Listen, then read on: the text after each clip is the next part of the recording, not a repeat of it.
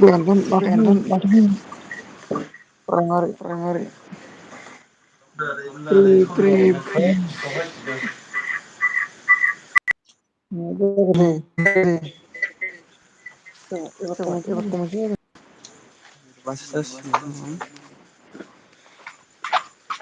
एबार जागोन दे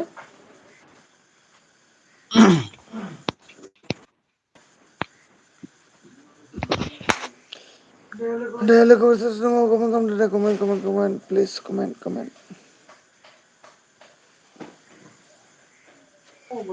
माथो मोखांखौ नुवासै नोंखौ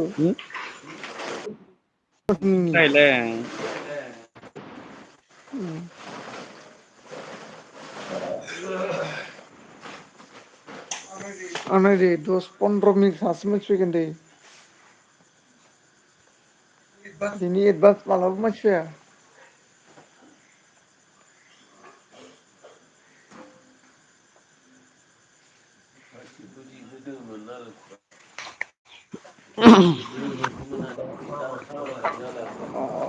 नायनो बाखायोदांलै आंखौ मानसिफोरा ओंखायनो फाया सासे दंफायो सोरमोनथाय कमेन्टखौनो हरासै अमित एबारै नेट फैबायलै गैया नामा सालथे नोंना नेटा दंमोन दंनाया बे जोंना बिदि बायना माने एसे प्रब्लेम जादों नेटा बेयावनो दाननानै होफिननांदो आरो ना दे लाइक थुना होदो अमित दे कमेन्ट स' जायाखैमोनलै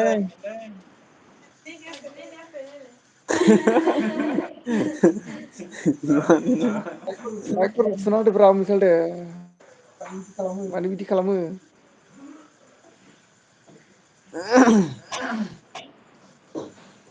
औ कमेन्ट खाम गोजौनि हेलमेटखौसो नुलायबायलाय माथो गानना लाब्रा खर'आव जामानखो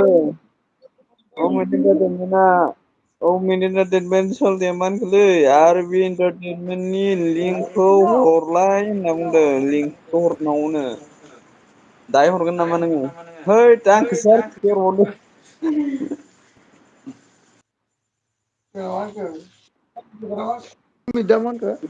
आरबि ब्रादारनिखौ दाहाय हरगोन न एल बि माबाबा दोनबा आर बि ब्रादारा खारबायदांलै ना खारबाय फैफिनाखै दा ए लोगोफोर सोर सोर दङ कमेन्ट खालामदो दे कमेन्ट सिआइडि जाना थानाङा दै खोथाया बेनो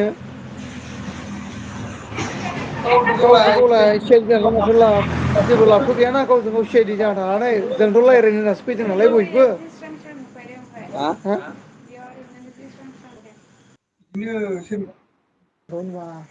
आंनिखौ रन्जना खालामनो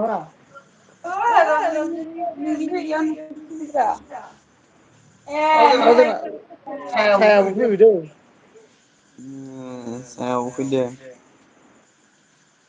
आंना नेट गैया नांथागासिनो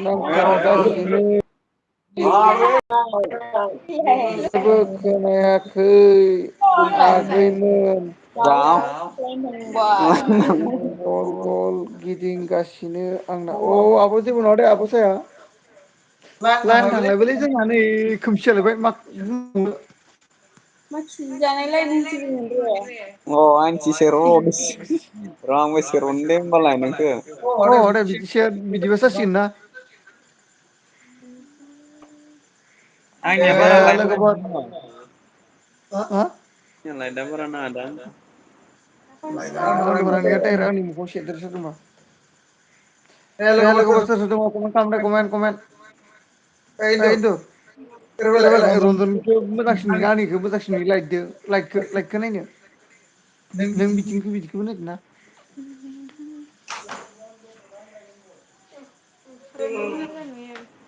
आंनिखौ मोजां नुआ न आंना केमेराया मोनब्रै केमेरा मोनब्रै केमेराया जा सि आइ डिसो माथो सि आइ डि गोजा कमेन्टबो खामा दिदोम ब्लक फैदों मा मा ओंख्रि जाखो आंनाथ' माबासोमोनलै दिदोम ब्रादार बै मा होनो आलु बै धबे बास होनना बुङोना बे हाद्दि सारा मांस' बेमोन। रानियाबो मा होनदो लाइट दान आं जेबो खोनायालै नेट गैयानो। दे जेबो नङा दे आब' थेंकिउ लाइक दान होनायनि थाखाय नोंनिसिम जोबोद जोबोद साबायखर। अमित ब्र'आ मा होनखो जाहालाय आंनाव कमेन्टस हरना दोननो हो आं खालामगोन होनना बुंदो आरोना। जा आरबि ब्रादारनि नाम्बार गैयाना बुंहरनोबो। जोंना राजु राजु फैबाय दै। राजु राजु फैबाय हेलौ नो हेलौ राजु राजु मा खबरलै? मा ओंख्रि जाखो मा मैगं जाखो? दिदोम ब्लगा मा होनदों ए होनना बुंदो आरो न'। आं ओंखाम जानोसैलै दे नुजाथ'ला आङो। माने आंखौनो नुखानायसो नङा नों खाम जायोबाथाय। लाइन मानि गैयाना बोरै नुगोन? हमना ला नों आं मेगना सेरलांग्रा जाहैबाय आरो। इक' खोनायोलै खाथियाव दं। औ आदा दिदोम एख' जादों जोंना माने खाथि खाथि जादों नालाय। मा होनखो जोंना राजुआ दाबो मोनजायाखै नोंहा? गैयालै ब्रादार सासेया मोनजाथ'वाखै। माने ओरैबायदि जाना दङ नै लाइना गैलाना जोंनिथिं लाइन थांबाय माथिं मा खालामो जाखो नै। फुल ब्राइटनेस होबाबो जाला लाइना दासो थांना होब्रबबायलै एल बि होनाय टाइमावसो लाइनाबो थां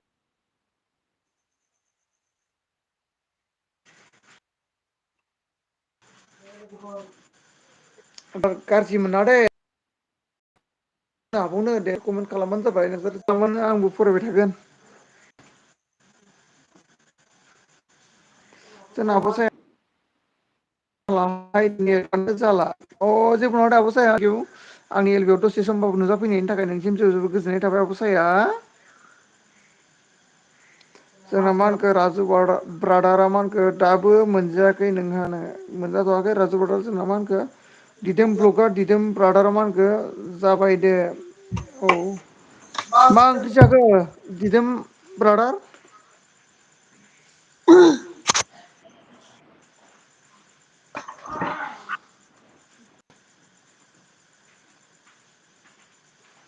उदालगुरिनि होनदोंमोन नामा दिदोम ब्रादाराबो?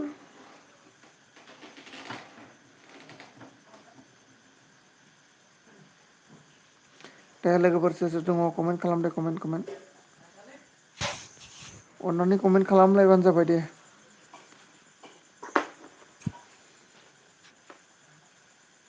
मा खोमसि खोमसिलै? खोमसियालाय जाखागोन दा दे कमेन्ट खालामनो इन्दुर। दासो कमेन्ट हायदों इयाव नै। निथुमनि बा फैबाय एन सना फिसाय हेलौ निथुमनि बा गरिब फिसाय मा खबर? जाखांबाय नामा निथुमनि लाइक होआखैबा लाइक दान होदो।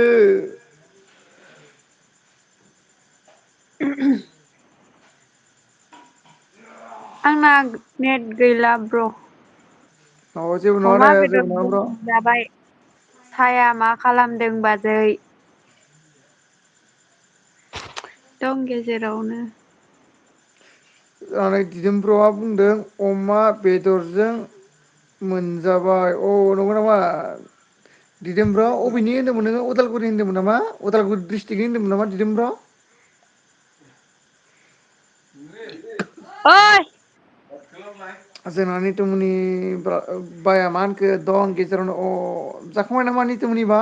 सैताननि आसुगुर। जोंना निथुमनि बाया मा होनखो आंनि एल बेयाव फैया नामा अ थांगोन दा थांगोन निथुमनि बा। हेलौ दारलिं सोर जाखोनो निथुमनि बाया अ जोंना बे माबालै बिदि भाइनि सिस्टार। निथुमनि बा बे बिदि भाइनि सिस्टार। औ औ जों आंबो उदालगुरिनियानो ब्रादार। बे बिदि भाइजों आंजों उदालगुरिनि सानैबो जोंबो। मा गामि नोंना ब्रादार उदालगुरि मा गामि? दिदोम ब्रादार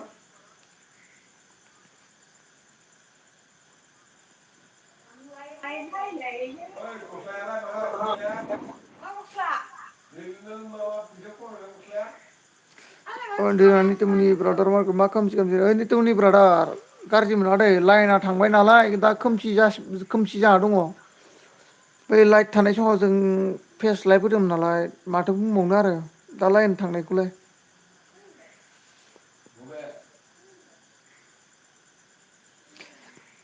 दे लोगोफोर सोर सोर दङ कमेन्ट खालामदो कमेन्ट प्लीज also भी मेरे एलबी में आए प्लीज कमेंट कीजिए कमेंट अभी अंधेरा ही देखेगा क्योंकि लाइट नहीं है ना इसलिए थोड़ा दिक्कत हो रहा है लाइट चला गया अभी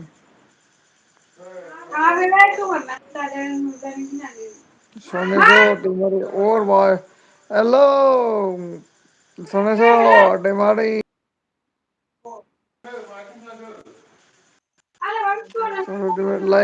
थेंक इउ लाइक टेन होनायनि थाखाय सोमेश्वर दैमारी ब्रादार जोबोद जोबोद गोजोननाय थाबाय नोंथांनिसिम आंनि एलबियाव फैनायनि थाखाय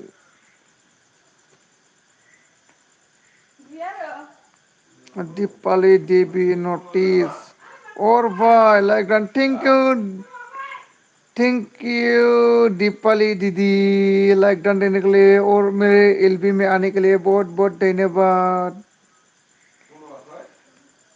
दिदोम टाउन खाथिनि माइदांगुरिनि अ नंगौ नामा ब्रादार बे दिदोम ब्रादार जोंनाबो बे एख्राबारि होनना बुङो एख्राबारिखौथ' मिथिखायो दा नोंथ' टाउन खाथिनिबालाय आरो जों एख्राबारिनि आरोना दिदोम ब्रादार जोंना साया आब'आ मा होनखो आंनि बादि नेट गैयि रावबो जायाखै खोमा जेबो खोनाया थाइसेयावनो मा होनखो थाइसेयावनो थाबाय थायो कमेन्टल' नुयो आं माने अबे अबि बानायसो दों आंहा दिनै अ आब' नंगौ नामा आब' साया अ जेबो नङा दे आब' साया जेबो नङा गाज्रि मोनना खोनादोंबा आरोना जेबो नङा आंनि एरियायाव फैनायनि थाखाय जोबोद जोबोद गोजोननाय थाबाय जोंना निथुमनि बाया मा होनखो रौतायाव फैबाय नामा होनो निथुमनि बाया सोरखौबा सोंहरखो रौतायाव फैबाय नामा होननानै जोंना दिदोम ब्रादारखौना आंखौ सोंहरग्रोब्रा निथुमनिबा दे खोन्थाहरदो अननानै जोंना अमित एन्टारटेनमेन्ट सालथाया मा होनखो माइदांगुरिनिसो नों दिदोम ब्र' औ जोंना दिदोम ब्र'आ उदालगुरिनि टाउननियानो आं मिथिखायो उदालगुरि होननानै खिन्थु एरियानि माने अबे गामि नालाय बेखायनो सोंहरनाय जाबाय आरोना दिदोम ब्रादारनियाव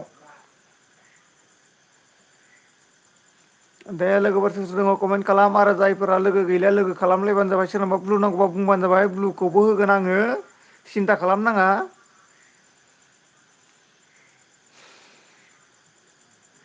निथुमनि ब्रादार मा होनखो कमेन्ट फरायनो रोङा नामा ओइ निथुमनि ब्रादार आंखौसो जावहरलायबाय नोङो निथुमनिबा आंखौसो जावहरलायबाय नोङो नोंनि फरायनायखौ खोनानानै दाखालिनि एन मुसाहारिया जि मिनिनो ओंखारदोंनो ओरैबायदि उदै साजालायना फुवादै सिन्थार रायजाबदोंनो एन मुसाहारिया नों बर'खौ रोङा बाला इंलिसनि हिन्दीनिबाल'सो रोङो बे उदै बिगुर साजोब्बायनो दाखालि एन मुसाहारिया नोंनि फरायनायखौ खोनाना दे लोगोफोर सोर सोर दङ कमेन्ट खालामदों कमेन्ट बै एन मुसाहारिदों मन्जुलिदों आंनि एलबियाव फाइटथारालै इधर हमारा आ गया प्रदीप दीदी हेलो और दारी हेलो प्रदीप दीदी कैसे हो खाना पीना हो गया क्या प्रदीप दीदी लाइक नहीं किया तो लाइक कीजिए प्लीज प्रदीप दीदी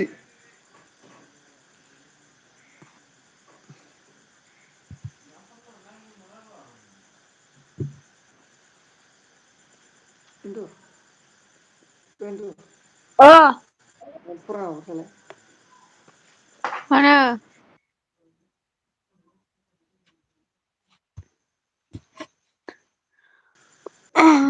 होनना बुंनांगौ आंलाय? जोंनि ब्रह्मआ फैबायलै मा होनोखो ब्र जाना बर' रोङा नामा बा बर' मा जाना बर' बुंबावनो रोङा नामा बा जोंना दिदोम ब्लगआ मा होनखो लाइक होबाय they know thank you How दिदोम ब्र will लाइक the होनायनि थाखाय daddy of जोबोद जोबोद God गोजोन थाबाय गोसो like गोरबोनिफ्राय होबाय नोंसिम बुहुत बुहुत साबायखर बावहरनाय थाबाय दिदोम ब्र दिदोम ब्र' हाँ हो पूरी दीदी क्या बोला है हाँ हो गया दीदी दाढ़ी आपका ओ डैडी पूरी दीदी क्या सब्जी है आज और हाल चाल कैसा है बता दीजिए प्रदीप दीदी ए प्रदीपखौ आब' आब' होनबाय थायो नोंसोरो फुवासानोसो ना मानो? फुवासाखासोबा बे जोंखौ होमबालाय माथो दिदि दिदि होनबाय थायो। बेबो दिदि होनना बुङो नालाय ओंखायनो जोंबो दिदि होनना बुङो आरो सिस्टारा हाबा जाबाय नामानो? सोरो?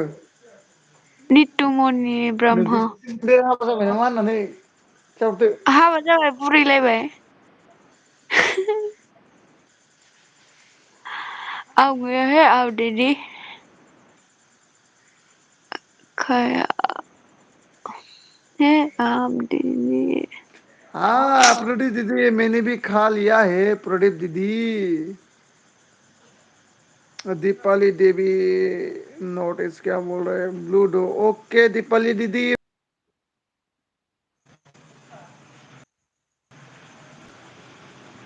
हाँ दीपाली दीदी ब्लू दे दिया मैंने आपको Vishnu gaming hi bro Vishnu gaming hi bro hello bro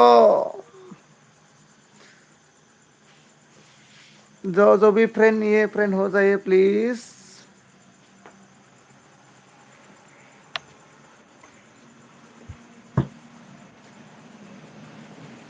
क्या सब्जी खाया दीदी जी आलू और क्या बोल रहे वो ओइ हड्डी मामा सारा वो क्या बोलते हैं चिकन है ना हड्डी ओंखाम सारा जागोन चिकन धोखेबाज बोलते हैं उसको उसके साथ खाया है ओंखाम जाग्रोथों और न' आपका क्या सब्जी सिङाव था दीदी प्रदीप दीदी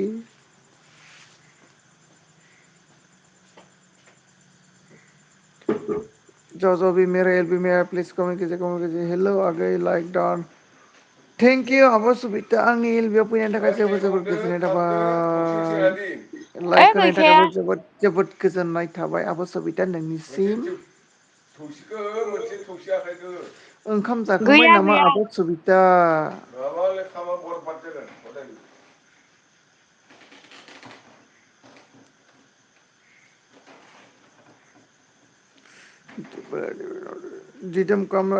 दिदोम ब्रादार नोंखौ लेंहरदों नै जोंना दिपालि दिदिया फ्रेंड नहीं है तो फ्रेंड हो जाइए दिदम ब्रो आपको बुला रहा है दीपाली देवी सिस्टर ने प्लीज फ्रेंड नहीं है तो फ्रेंड हो जाइए फुल वॉश के साथ साथ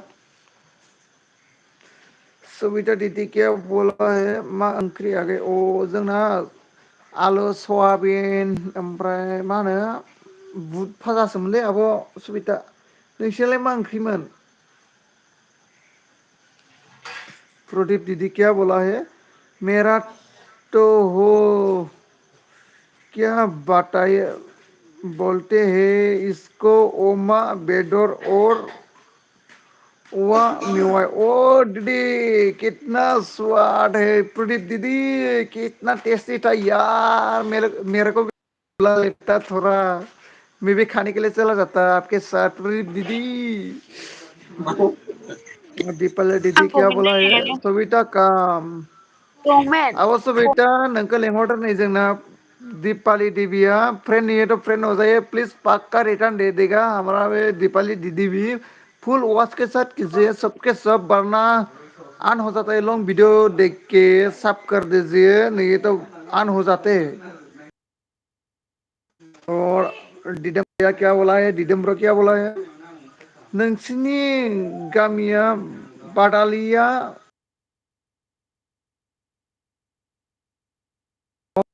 जों लागोआव दाबो ब्रह्म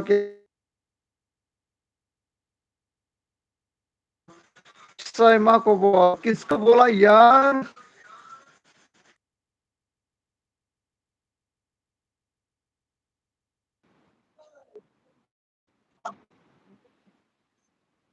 दिनैसो आयु आयु लाइक दान होआखैबा लाइक दान हो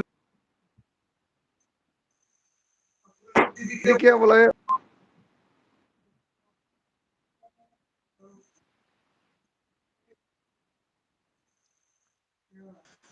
क्या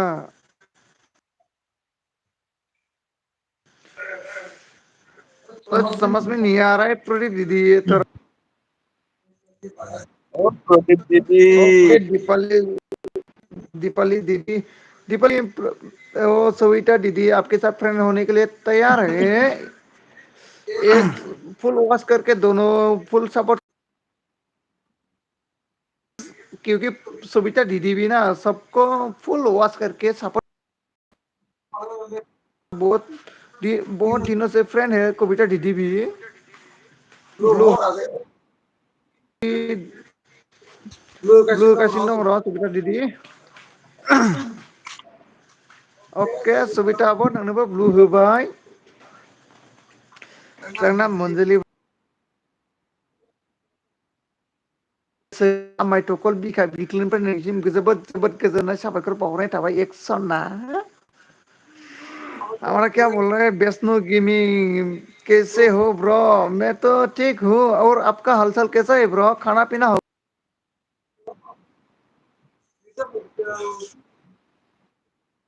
हाय ब्रो जाखांबाय नामा निजोम bro like Don thank you like देने के लिए जबरदस्त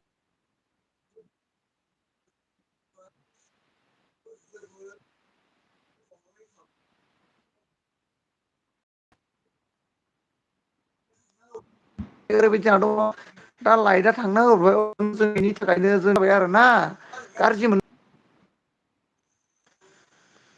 नंगौ नामा जेलादा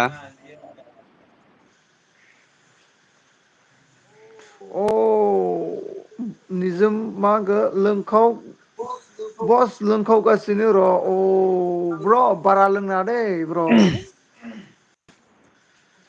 ओमफ्राय माजों लोंदों ब्र' बेखौ खोन्थाहरदो दे अननानै जेलाबो लोंखावदोलै जेलाबो लोंखावनायसो लोंनायालाय दहाय कापसे लादों नोंसिनाव फैनो ओइ जोंना बिदि भाइ मोननाव दंफैयो नालाय आङो बिदि भाइ मोननाव बै बिस्रा बस मोना लोंबाय थानायाव लोगो मोनना ग्रोब कापसे लानाय जादों आंबो लानाया जोंनाव मनजुलि एक्सट्रा बिदिनो माथर बिदिल' हेलौ खोन्था आब' मनजुलि मा खबर मा ओंख्रि जाखो मा ओंख्रि जाखोलै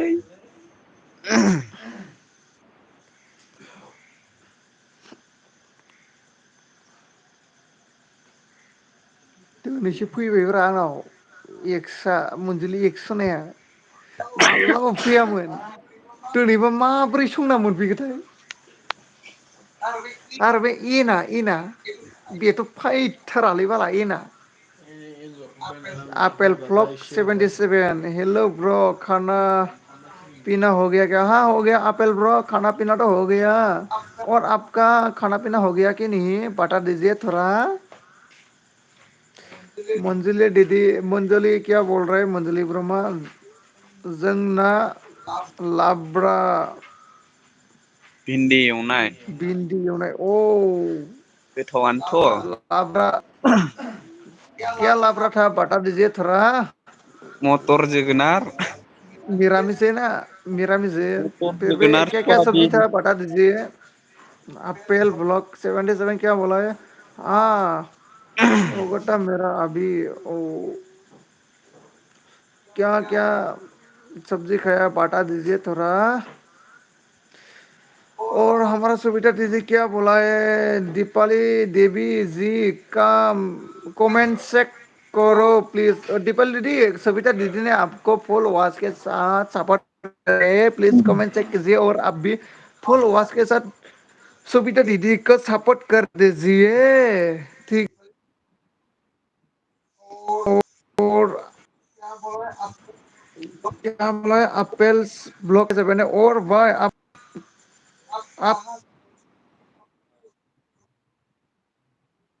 वो इन असम से, असम उदलगुरी बोलते हैं, असम उदलगुरी डिस्ट्रिक्ट मेरा यही है। मंजली क्या बोल रहा है, मंजली ब्रह्मा क्या बोल रहा है, आग एलबी होने से तत्र। ओके, मैं भी जा रहा हूँ आपके एलबी में, ठीक है, फिक्र मत। विष्णु गेमिंग क्या बोला है भाई, सब्सक्राइब कर दिया। विष्णु विष्णु गेमिंग को बोला ब्रो थोड़ा बता दीजिए।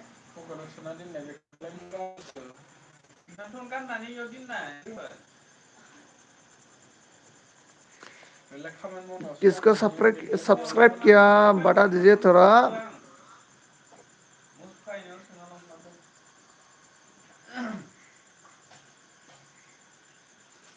हेलो ब्रो, हेलो गाइस, जो भी मेरे एल्बम में आए प्लीज कमेंट कीजिए, और कमेंट कमेंट प्लीज कमेंट कीजिए सबके सब। एप्पल क्या बोला है, क्या बोला है ओ,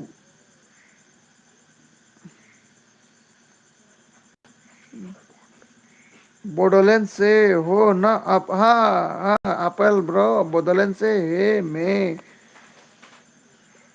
बहादुर और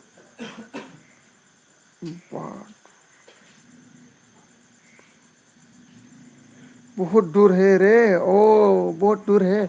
और आप कहाँ से एप्पल ब्रो बता दीजिए थोड़ा। सबिता दीदी क्या बोला है, एप्पल ब्लॉग 71 जी come please return back.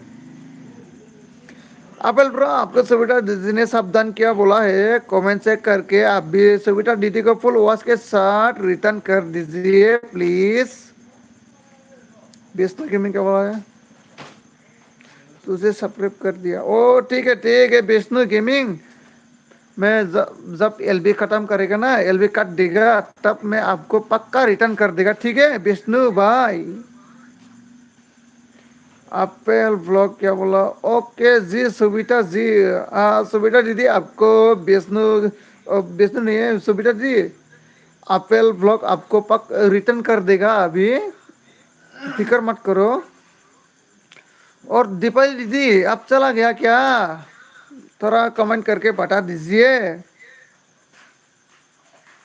Apple क्या बोला है, हम तो कश्मीर से हो भाई, ओ भाई कश्मीर से, ओ। और खाना पीना हो गया क्या एप्पल ब्रो?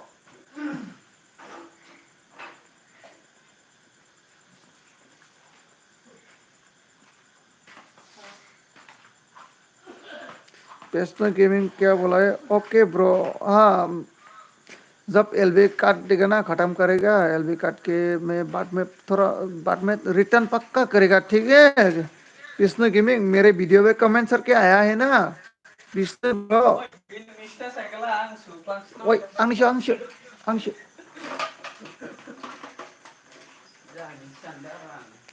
सुविधा दीदी क्या बोला है, आं खालामबाय दे एप्पल ब्लॉक, ब्लॉक 77 को आ गई, ओके। एप्पल 77 आपको सुविधा दीदी ने सावधान कर दिया है, ठीक है।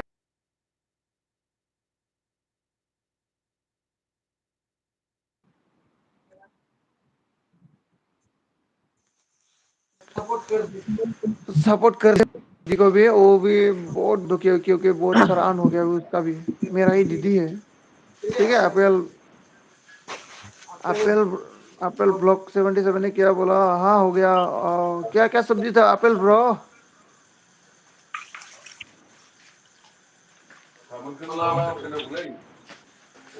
एप्पल ब्रो ने क्या बोला, ओके ओके पक्का रिटर्न, हाँ। छोटा दीदी आपको एप्पल प्रो ने भी रिटर्न कर देगा, ठीक है, फिक्र करने की कोई बात नहीं है बीडी भाई, अरे थोड़ा आप बात कीजिए।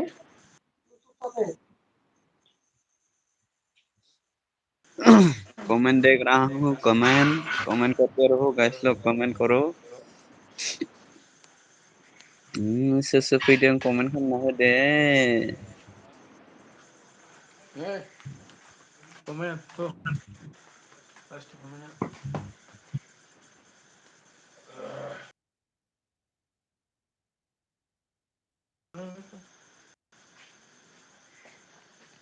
और दीपाली दीदी चला गया क्या?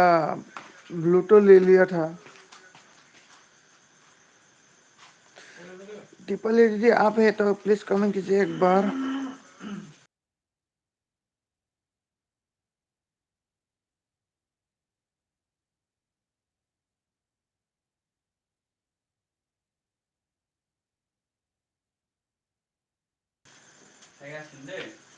दे दे थपेले प्लीज कमेंट कीजिए जो भी मेरे एलबी में आए प्लीज प्लीज प्लीज कमेंट कीजिए आइ थांबा कमेंट। आइ थांबा माना मा नुनायालाय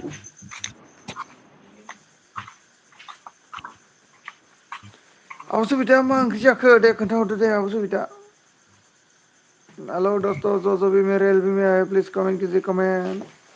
और जिसने भी लाइक नहीं किया लाइक कीजिए प्लीज।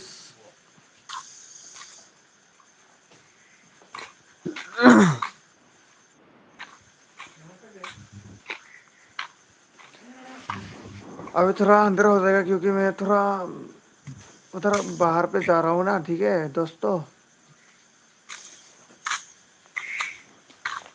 खारजोब्बाय हेलो नामालै दोस्तों जेल आब सबिता थांबाय सब नामा? साला गया क्या सब साला गया क्या दोस्तों सब साला गया क्या कमेंट करो कमेंट।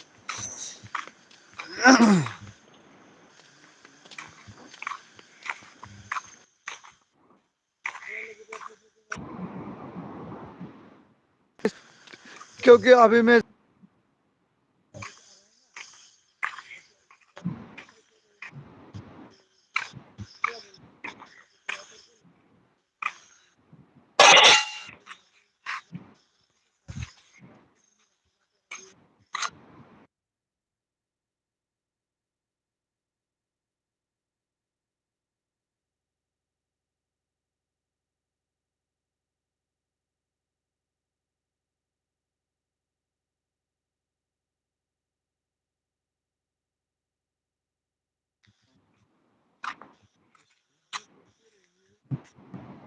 अ जोंहा माबासोमोनलै ओंख्रिया सबाय बिमाजों बयलार बेदरजोंलै आब'।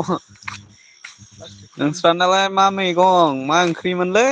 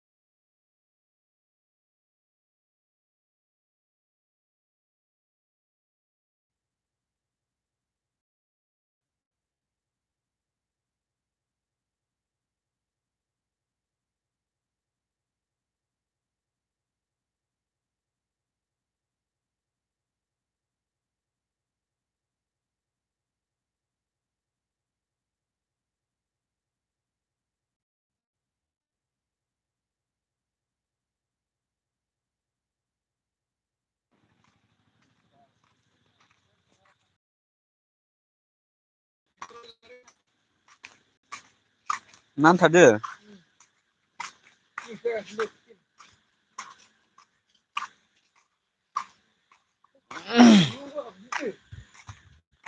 बुंला गाबदोंथ'। ओइ बुथारना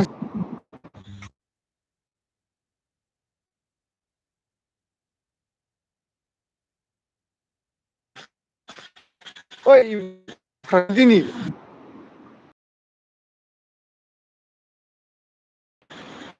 धामाखाय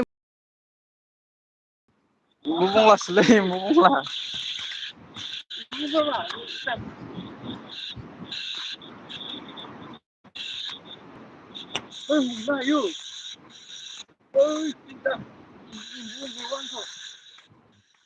ओइ बिराद गाबदों माथो।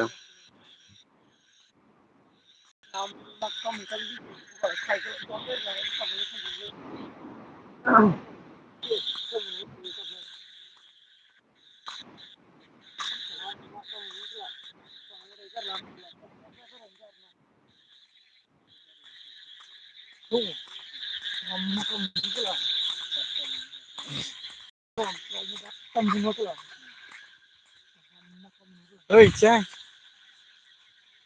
नेटवार्कआनो नांथाजोब्बाय नामा माथो खोनालाबो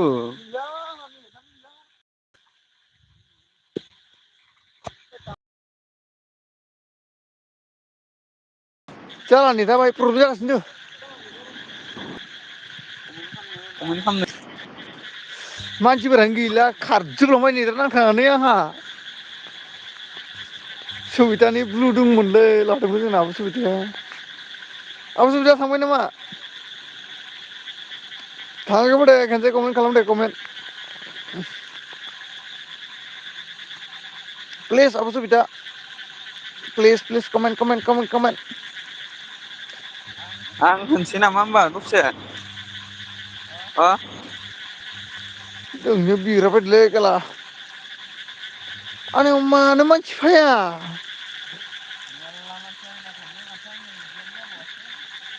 साबैसे फैदों ओइ आं दानबाय दे मा र'